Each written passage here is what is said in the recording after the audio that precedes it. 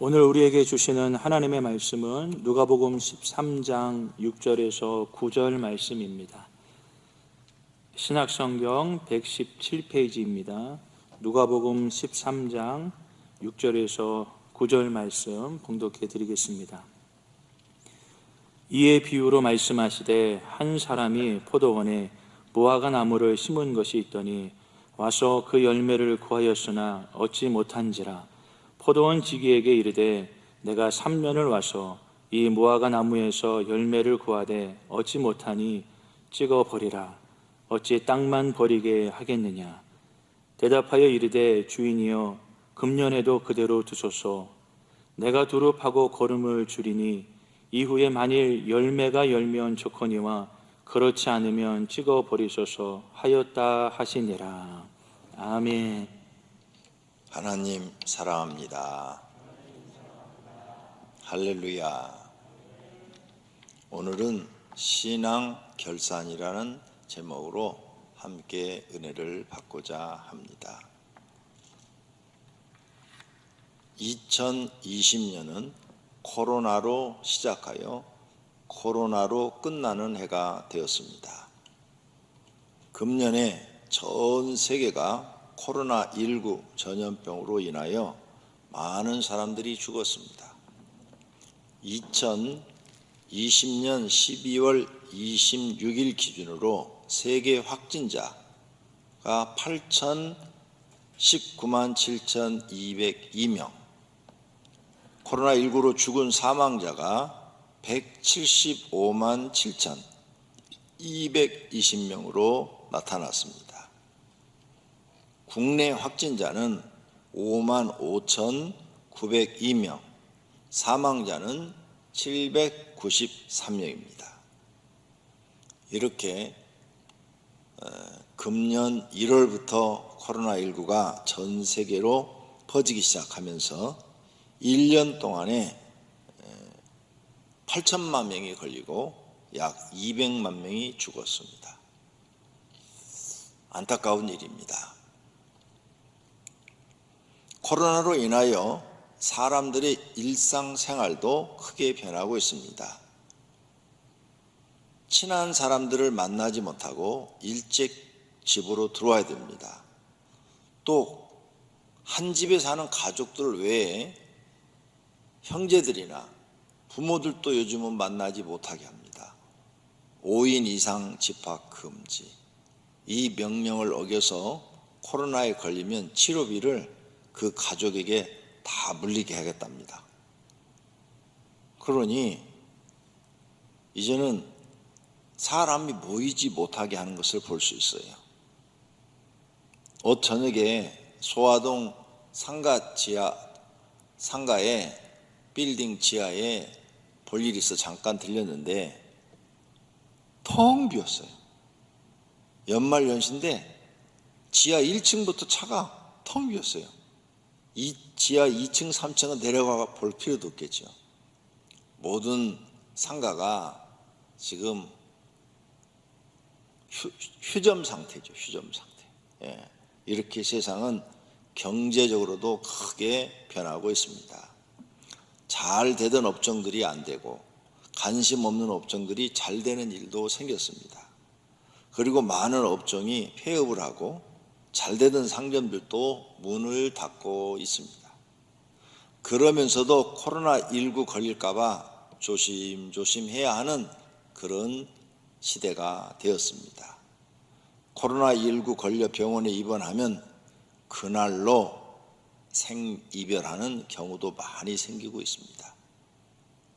돌아가시는 분들은 돌아가실 때 얼굴도 보지도 못하고 장례식도 치르지 못합니다.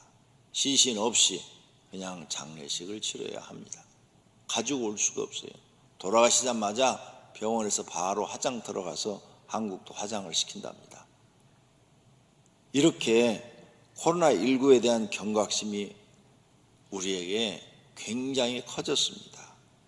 이런 지금까지 세계 역사 가운데 전무후무한 일입니다. 마태복음 24장 21절 말씀이 생각납니다. 이는 그때에 큰 환란이 있겠습니다.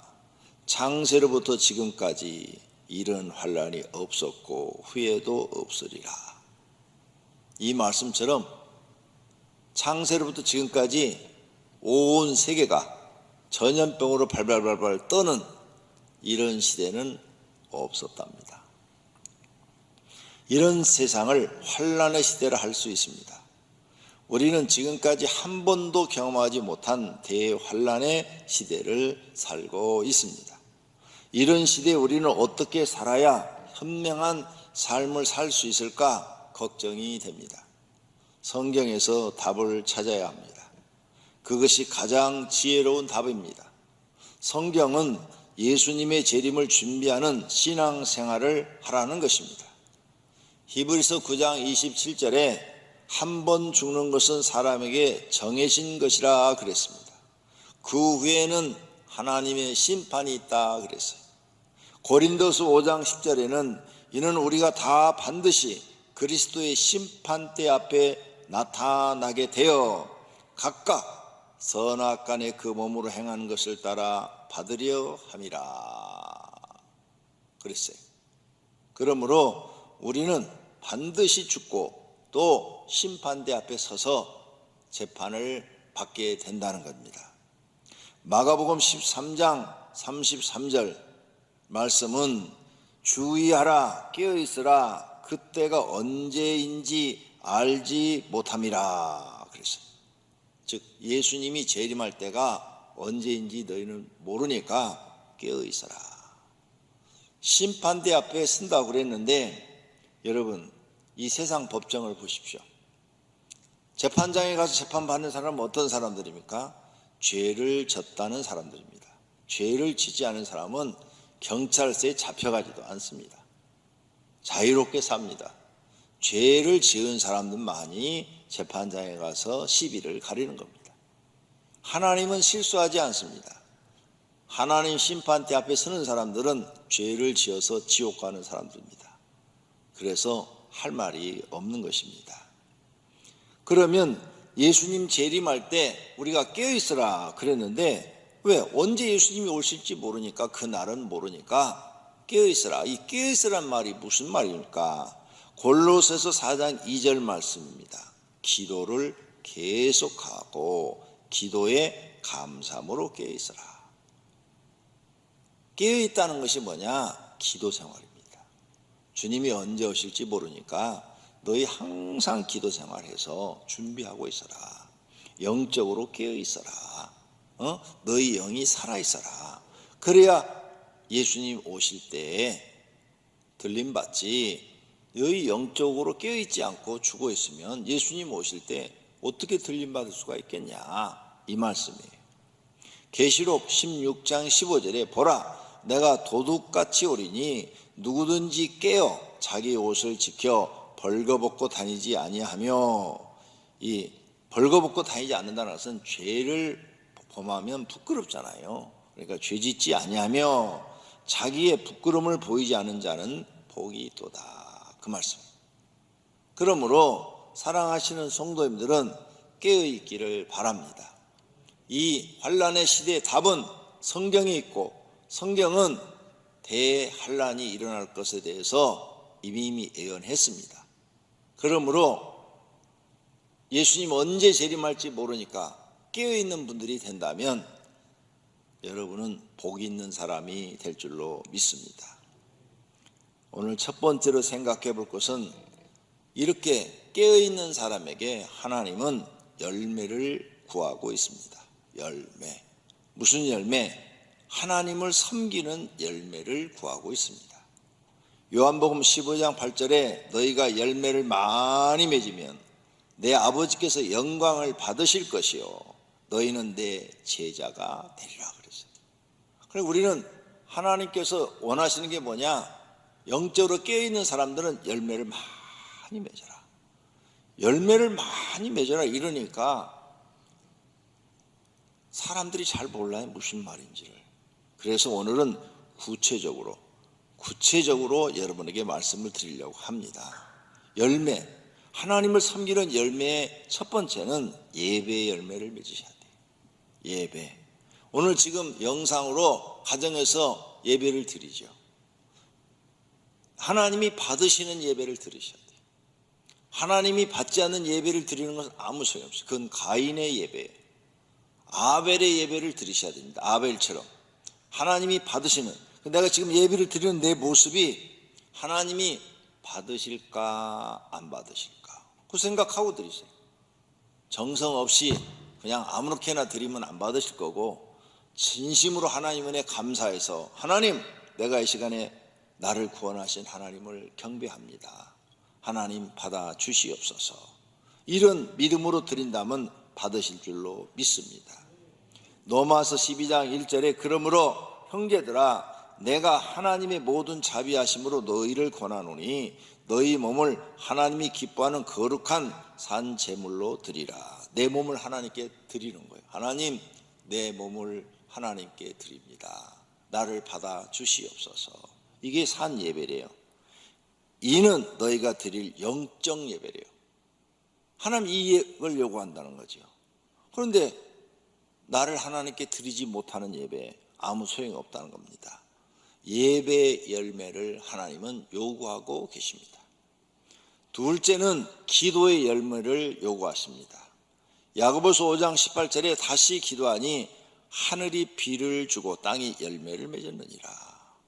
엘리야가 다시 기도하니까 3년 6개월 동안 비가 안 오던 땅에 다시 비가 내렸다.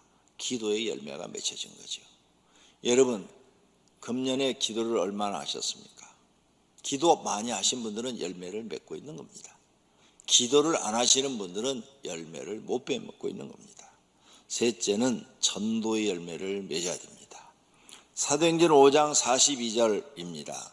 그들이 날마다 성전에 있든지 집에 있든지 예수는 그리스도라고 가르치기와 전도하기를 그치지 아니하니라. 열심히 전도. 금년에 몇 명이나 전도하셨습니까? 10명? 20명? 난 전도는 열심히 했습니다. 그런데 한 명도 등록을 안 했습니다. 그것도 인정이 됩니다. 그런데 아예 주변 사람한테 예수 믿으라고 말도 안 했습니까? 전도의 열매가 없는 겁니다. 하나님은 여러분에게 열매를 요구하시는데, 성도들이 내가 이렇게 구체적으로 설교를 안 해주면 무슨 열매인지를 몰라요.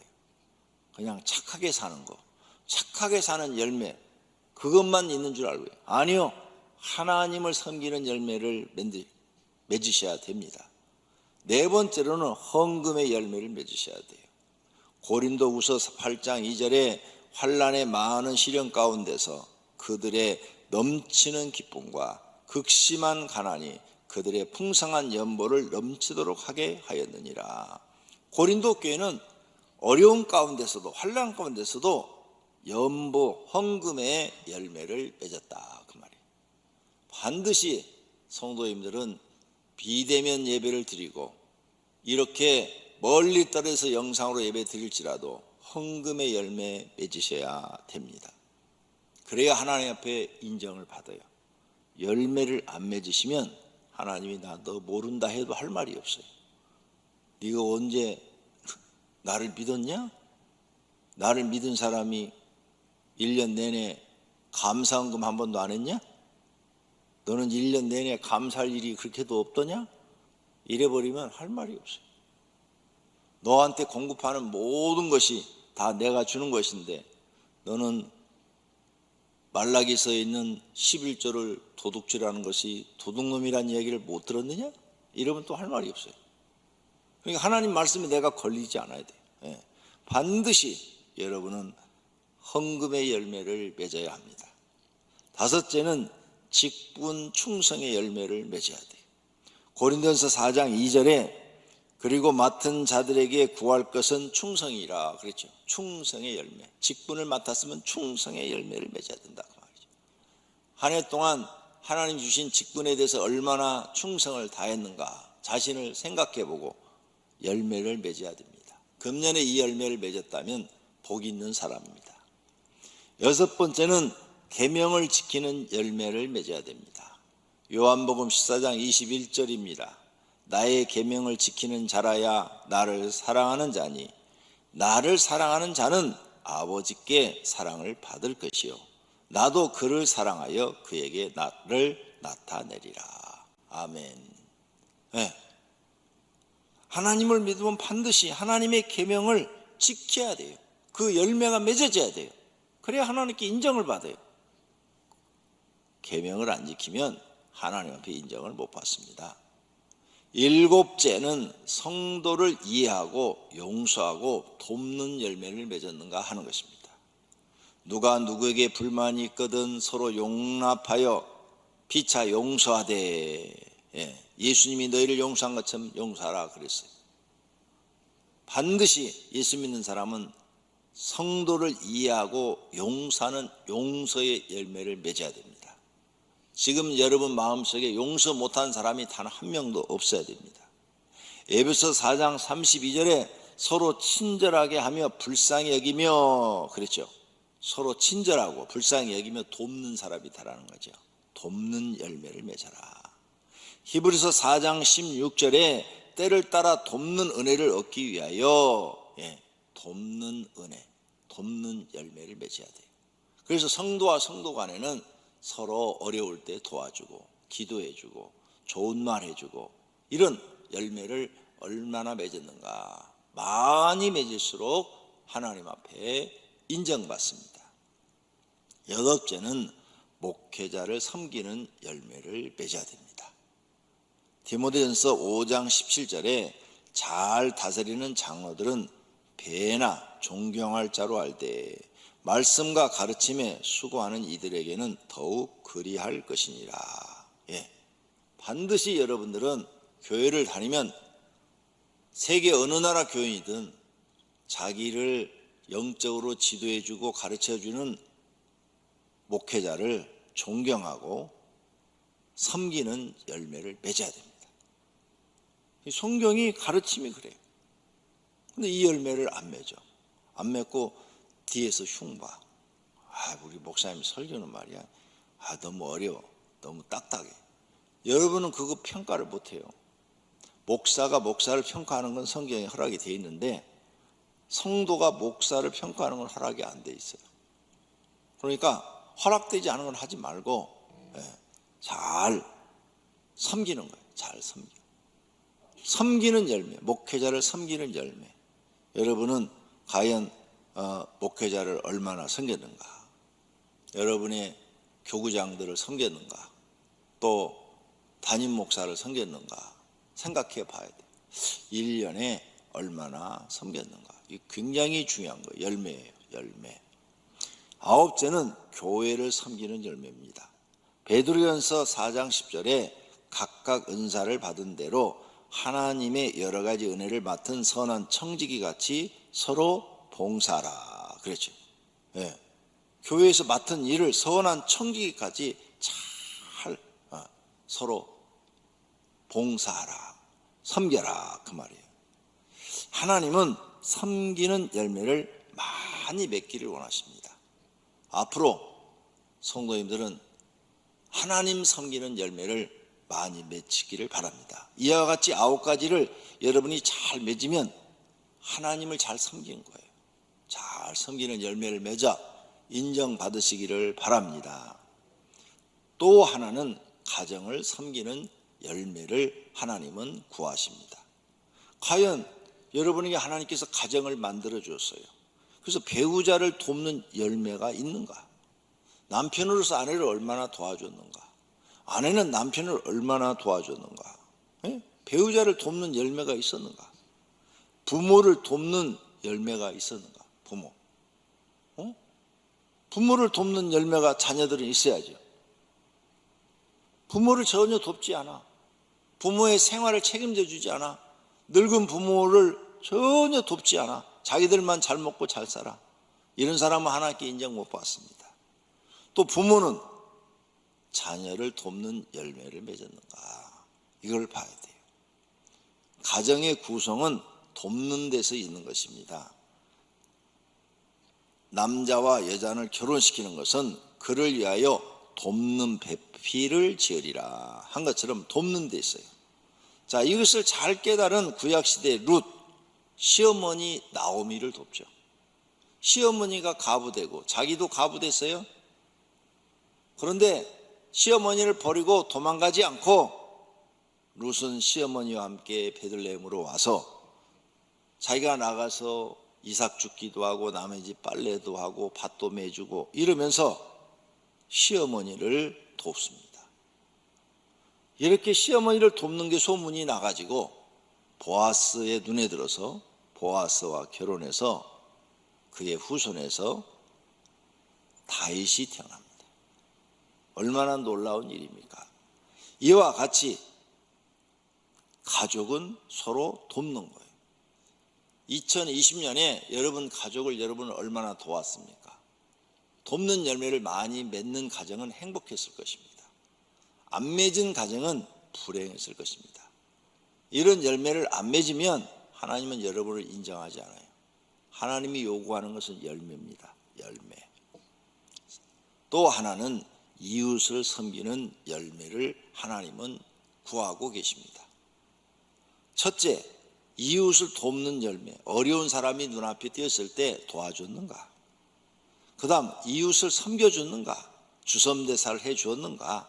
주라, 섬기라, 대접하라, 사랑하라를 했는가? 둘째, 이웃을 이해하고 용서의 열매를 맺었는가? 이게 곧 사랑이에요. 사랑의 열매를 맺었는가? 이웃과 다툼은 없었나? 이웃에 대한 미움과 증오는 없었는가? 셋째, 직장에서 상사와 동료를 섬기는 열매를 맺었는가? 생각해 보셔야 돼요. 대접받기만 하고 섬기지는 하지 않았는가? 넷째, 선과 의를 행한 열매가 있는가? 선한 일과 의로운 일이 아니면 참석도 안 하고 거절하였는가? 자신을 돌아보며 하나님이 나를 보고 계시는데 나는 과연 어떤 열매를 맺었는가? 2020년 마지막 주일을 보내면서 생각해 보아야 합니다. 그게 두 번째로 하나님께서 보실 때 찍어버릴 나무가 있다는 것입니다. 어떤 나무를 하나님이 찍어버린다 그러냐? 열매를 맺지 못하는 나무. 사람을 봤더니 이와 같은 열매가 없어요. 열매가 없어 하나도. 그러면 그런 사람은 찍어버린다는 거예요. 또 어떤 나무는 열매는 맺기는 맺었는데 못 먹는 열매를 맺은 나무도 찍어버린다는 거예요. 왜? 열매를 맺었는데 사람이 먹을 만하게 이게 열려야 되는데 떫게 열렸단 말이에요. 맺히다 말아버렸어. 그럼 먹을 수가 없어요. 그러면 다 찍어버리겠다는 거죠. 그 다음 나쁜 열매를 맺는 나무 다 찍어버리겠다는 겁니다. 분명히 오늘 본문 말씀에 이 뜻이 들어있습니다. 하나님이 찍어버릴 사람이 있다는 거죠. 못 먹는 열매를 맺는 나무, 열매를 맺지 못하는 나무, 나쁜 열매를 맺는 나무 다 찍어버린답니다. 그래서 어떻게 하겠다 그랬어요? 불에 던져버리겠대요. 마태복음 3장 10절에 이미 도끼가 나무의 뿌리에 놓였으니 좋은 열매를 맺지 아니하는 나무마다 찍혀 불에 던져지리라. 찍어버린대요. 분명히 예수님이 경고했어요. 이 말씀은 영적으로 지옥불에 던져진다는 것입니다. 누가복음 3장 17절에 손에 키를 들고 자기의 타작 마당을 정하게 하사 알곡은 모아 곡간에 들이고 쭉정이는 꺼지지 않는 불에 태우시리라. 이 꺼지지 않는 불이 어디야? 지옥이요. 지옥. 알곡은 곡간은 하나님 나라를 비유하고 있어요. 하나님 나라에 들어보내게 하겠다. 그러니까 열매를 안 맺는 사람, 맺는데 못 먹게 맺는 사람, 나쁜 열매를 맺는 사람 다 찍어서 여기다 집어넣어 버리겠다는 거죠. 구원받지 못하고 영벌받아 지옥에 떨어진다는 말씀입니다. 그러므로 열매 없는 사람이 되어서는 안 됩니다. 에베소장 11절에 너희는 열매 없는 어둠의 일에 참여하지 말고, 열매가 없는 사람은 어둠의 일이라는 것은 마귀의 일에 참여하지 말고, 그런 사람이 보면은 책망하라 그랬어요. 그런 사람을 책망하라. 열매 없는 사람을 책망하라. 너 지옥 가려고 그러냐? 하고 책망하라. 그래서 정신 차리게 해라. 왜? 그대로 놔두면 100% 지옥 간다는 거죠. 보존할 나무가 있다고 말씀합니다. 보존할 나무, 어떤 나무냐? 좋은 열매를 맺는 나무, 선과 의를 맺는 나무. 빌립보서 1장 11절에 말씀합니다. 예수 그리스도로 말미암아 의의 열매가 가득하여 하나님의 영광과 찬송이 되기를 원하노라. 예, 의로운 일을 많이 해서 의의 열매를 맺는 사람. 성경에서 의는 뭐예요? 성경에서 의, 선 비슷한 말이죠. 성경에서 의나 선은 하나님 말씀대로 사는 것이 의로운 일이고 선한 일입니다. 성경에서 악은 하나님 말씀을 거역하고 내 생각대로 사는 것이 악이에요. 악. 그러니까 의의 열매를 하던 하나님 말씀대로 네가 살아서 열매를 맺으라는 거죠. 열매를 맺어라. 그런 나무는 보존한다는 거예요, 하나님께서. 마태복음 5장 16절에도 너희 이같이 너희 빛이 사람 앞에 비치게 하여 그들로 너희 착한 행실을 보고 하늘에 계신 너희 아버지께 영광을 돌리게 하라 라고 말씀합니다. 착한 행실, 선이죠. 착한 행실이 선. 선이 뭐냐? 하나님 말씀대로 사는 게 선이라니까요. 순종하며 사는 게 선이에요. 그런 열매는 보존하겠다는 거예요. 마태복음 10장 42절에도 그 사람이 이렇게 선을 행하는 사람, 의를 행하는 사람은 거지한테 냉수 한 그릇을 준 것도, 선과 의를 행하는 사람은 결단코 상을 잃지 아니라 하나님이 반드시 상을 주리라. 거지한테 내가 물 한 그릇을 준 것도 하나님이 그걸 선으로 보고 상을 주리라 했으니 그보다 더 큰 일을 한 사람은 당연히 더 큰 상을 받겠죠. 거지한테 물 한 그릇 따주는 것도 하나님이 상을 주겠다는데 그보다 더 큰 열매를 맺은 사람은 더 큰 상을 하나님이 주신다는 약속의 말씀인 것을 믿으시기를 바랍니다. 이렇게 열매를 맺는 신앙은 하나님께서 인정하는 신앙입니다. 땅에서는 더 많은 것을 받아서 큰 일을 할 것입니다. 하늘나라에 가서는 상급을 많이 받을 것입니다. 멸류관을 받고 넓고 좋은 집에서 영원토록 사시게 될 것입니다. 고린도전서 3장 14절입니다. 만일 누구든지 그 위에 세운 공적이 그대로 있으면 상을 받고, 세운 공적, 열매가 있는 사람은 상을 받는데요. 하나님 앞에 상을 받는다. 히브리서 10장 35절, 그러므로 너희 담대함을 버리지 말라. 이것이 큰 상을 얻게 하느니라. 즉 너희가 하나님 말씀대로 믿음으로 열매를 맺으며 사는 것을 버리지 마라. 하나님 앞에서 큰 상을 얻게 될 것이다, 그 말이에요. 요한 2서 1장 8절, 너희는 스스로 삼가 우리가 일하는 것을 잃지 말고 오직 온전한 상을 받으라. 예, 열심히 너희가 열매 맺기 위해서 일을 했다 이거예요. 하나님 섬기는 일, 가족을 섬기는 일, 그 다음에 이웃을 섬기는 일을 했다 이거예요. 하나님 앞에 온전한 상을 받으리라. 할렐루야. 그렇다면 나는 어떤 나무일까? 오늘 나무에 대해서 배웠어요. 자신의 양심에 물어봐야 되겠죠. 나는 좋은 열매를 맺는 나무인가? 나쁜 열매를 맺는 나무인가? 자기를 봐야 돼, 자기.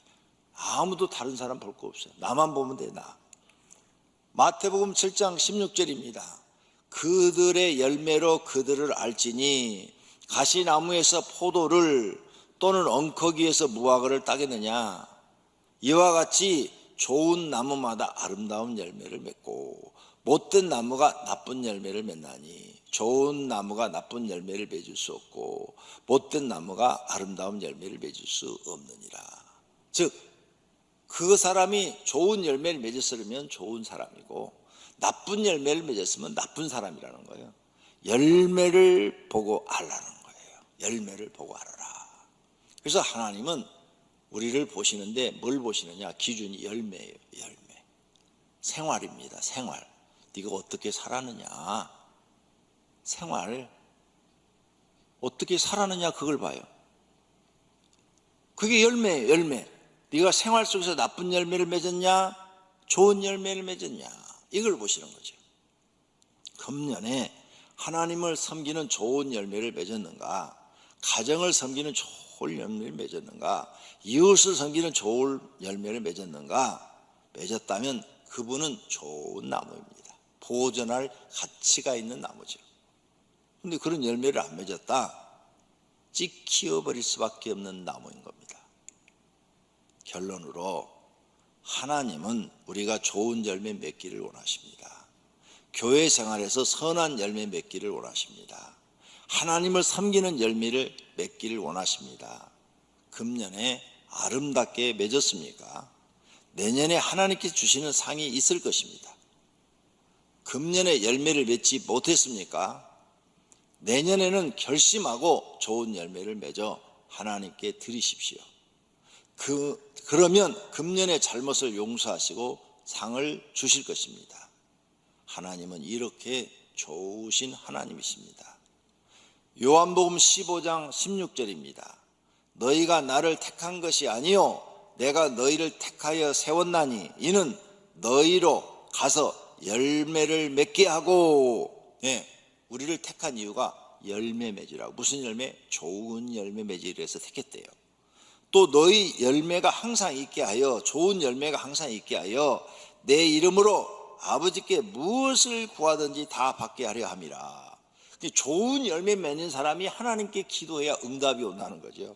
나쁜 열매 맺는 사람이 하나님께 기도하면 거절이라는 응답이 옵니다. 난 거절한다. 그러니까 응답이 없다는 얘기예요. 우리는 금년 신앙의 결산을 해보았습니다. 그러나 하나님은 벌써 해보았을 것입니다. 그리고 결정하실 것입니다. 열매를 많이 맺는 사람에게는 상을 준비하시고 예수님 재림 때 들림 받을 것입니다. 열매를 맺지 못하는 사람에게는 내년이라는 마지막 기회를 주고 계십니다. 이 기회를 잡으셔야 합니다. 내년이 지나면 영원히 안 주시고 심판에 버릴지도 모릅니다. 왜냐하면 지금 세상 되어져 가는 일이 7년 대란이라고 100% 말할 수는 없지만 비슷하게 되어져 가고 있기 때문입니다. 이게 만약 7년 대란이라면 내년까지는 기회가 있는데 그 다음 3년째 가서는 세상 심판이 시작이 됩니다. 무서운 일이 벌어져요. 7 나팔 부는 사건이 3년째 가서는 일어납니다. 그러면 기회가 없답니다. 그러니까 오늘 제가 하는 설교 그냥 듣지 말고 정신 똑바로 차리고 들으시고 이제 기회가 별로 없다. 그러니 이제라도 정신 차려서 내년에 하나님이 기회를 한 번 더 주었을 때 열매를 많이 맺는 분들이 되시기를 바랍니다. 오늘 본문 말씀을 가슴에 새게 합니다. 하나님의 말씀은 마음에 새기라고 그랬어요. 마음에. 오늘 본문입니다. 이에 비유로 말씀하시되 한 사람이 포도원에 무화과 나무를 심은 것이 있더니 와서 그 열매를 구하였으나 얻지 못한지라. 포도원 직이 이르되 내가 3년을 와서 이 무화과 나무의 열매를 구하되 얻지 못하니 찍어버리라. 어찌 땅만 버리게 하겠느냐? 찍어버리라고 그랬어요. 그런데 포도원 지기가 주인한테 부탁을 합니다. 금년에도 그대로 두소서.